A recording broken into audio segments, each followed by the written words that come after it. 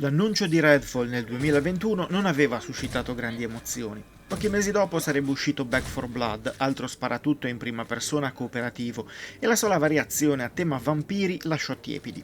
Quello che catturava l'attenzione però era il team di sviluppo, quell'Arcane Studios che aveva creato Dishonored, Prey e anche il recente Deathloop. Libertà d'azione, superpoteri da combinare, cattivi meno inflazionati dei soliti morti viventi, eppure c'era sempre qualcosa che frenava l'entusiasmo.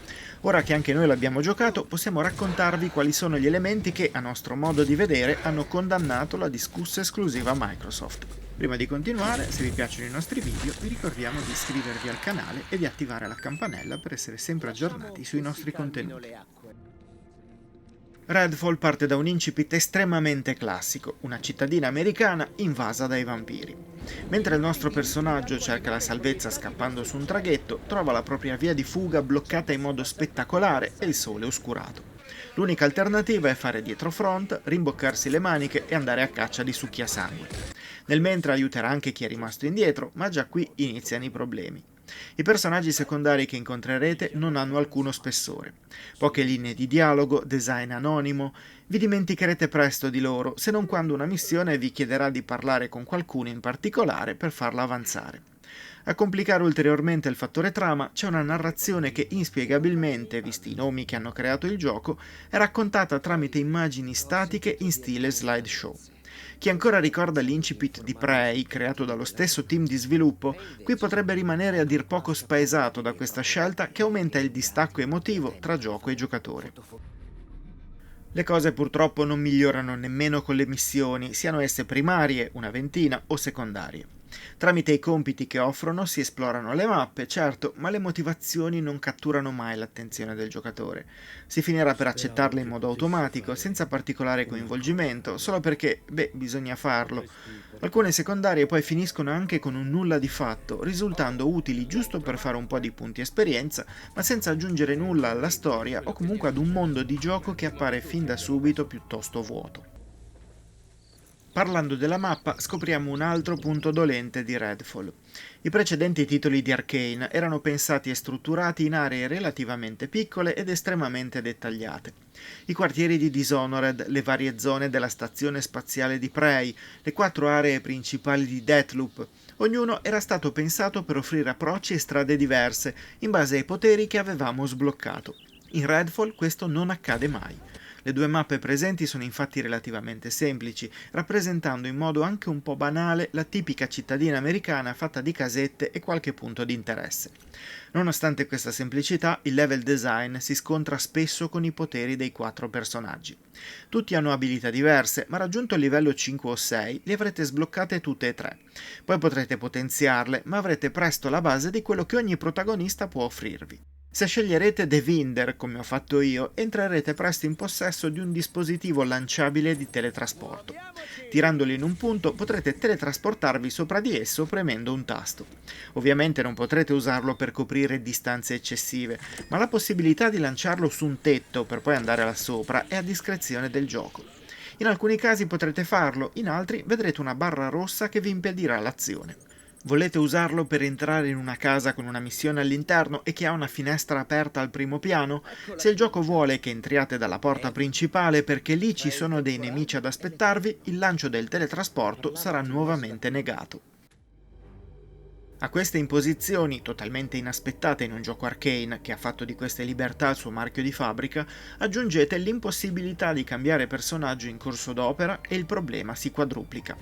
Se vorrete vedere tutti i poteri dei 4 protagonisti, dovrete infatti ricominciare ogni volta la storia, ripercorrere le stesse missioni, svolgerle nello stesso modo pensato dal gioco e livellare il personaggio.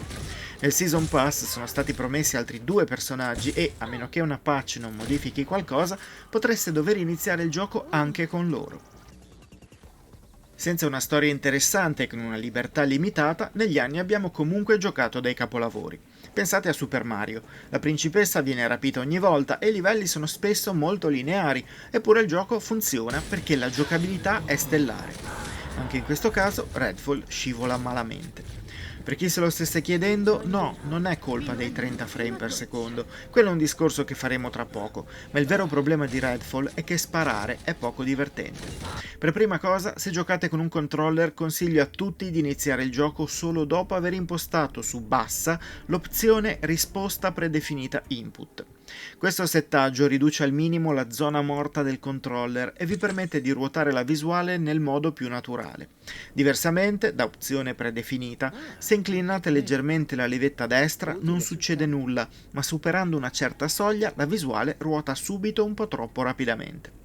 Fatto questo accorgimento, le cose migliorano un po', ma vi accorgerete che mirare non è la cosa più semplice da fare. E in un gioco che vuole essere uno sparatutto in prima persona, questa non è una buona notizia.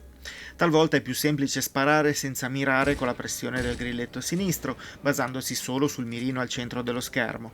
Altre volte, se si passa per esempio ad un fucile che spara 3 colpi in rapida successione, questi non partono alla prima pressione del grilletto. Le armi e i loro colpi poi sembrano sempre troppo leggeri e il loro sistema di loot è estremamente semplice. Inoltre non esistono parti di arma per poterle modificare, potendo intervenire solo sul design tramite skin estetiche. Per fortuna, o forse no, i nemici umani sono dotati di un'intelligenza artificiale poco evoluta, rendendosi bersagli piuttosto semplici da centrare che puntano sempre solo sul numero. Quando si tratta dei vampiri le cose possono cambiare grazie ai poteri di alcune specifiche variazioni, ma in alcuni casi si rimane abbastanza basiti. I generali dei vampiri, da sconfiggere per liberare i quartieri di Redfall, possono essere di una facilità estrema. Passare accanto a loro prima che si avvii il combattimento e poi terminarli con 2 soli colpi di lanciapaletti distrugge tutto il pathos che uno scontro simile dovrebbe offrire. Questo accade alla difficoltà standard, la seconda su 4, ma ammetto che incrementarla per rendere solo più resistenti i nemici non è il mio ideale di divertimento. Come dicevo, Redfall è un FPS cooperativo che dà il suo meglio se giocato in gruppo, solo che anche in questo campo si va a sbattere contro una difficoltà d'esecuzione che mai avrei pensato di trovare. Il gioco non propone alcun tipo di matchmaking e l'unico modo per giocare in cooperativa è coinvolgere i propri amici.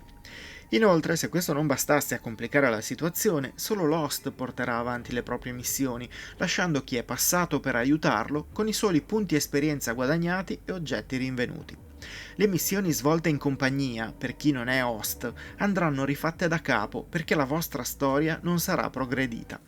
Senza andare a cercare titoli del passato, Dead Island 2, uscito pochi giorni prima, non ha nessuno di questi problemi. Saranno risolti in futuro? Speriamo, ma potrebbe essere già troppo tardi. Il comparto tecnico è un ulteriore indicatore che qualcosa con Redfall non ha funzionato. Come dicevamo, su Xbox Series X il gioco gira a 30 frame per secondo. Provato su un PC di fascia alta la fluidità non è più ancorata a quel limite, ma la pesantezza del gioco è comunque notevole, specie se si considera la qualità generale. Texture che anche nella schermata del titolo si caricano in ritardo, bug e glitch di nemici, ambienti spogli e poco dettagliati. Anche la parte artistica non riesce a spiccare, con alcuni momenti interessanti come i nidi dei vampiri, rovinati poi da scelte di gameplay inconsistenti e prive del pericolo che dovrebbero trasmettere. Termina una componente audio poco incisiva, con un doppiaggio e una traduzione in italiano che fanno il loro dovere, senza però poter migliorare la situazione. Difficile capire perché Redfall sia uscito in queste condizioni. La voglia di creare un gioco che strizzasse l'occhio a certi cooperativi si è evidentemente impigliata in una serie di scelte poco attente. Già all'annuncio sembrava il titolo più debole di Arcane, ma francamente era difficile immaginare così tante difficoltà, alcune delle quali legate a meccaniche come storia, libertà e level design con cui lo sviluppatore è sempre stato a proprio agio. Se cercate uno sparatutto cooperativo, potreste puntare sui già nominati Back 4 Blood o il recente e più fisico Dead Island 2. Se invece cercate personaggi da far crescere e missioni da svolgere, l'intramontabile saga di Borderlands può ancora fare al caso vostro, anche scegliendo di giocare in solitario. Ma se puntate sul single player e volete scoprire di cosa è davvero capace Arcane, dovreste recuperare uno dei suoi precedenti lavori, sperando che Redfall sia solo uno scivolone utile a farli crescere.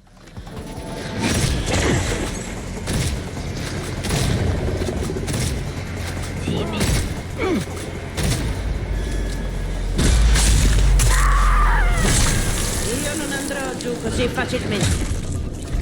Li toglierò fino all'ultima Faccio goccia. faville!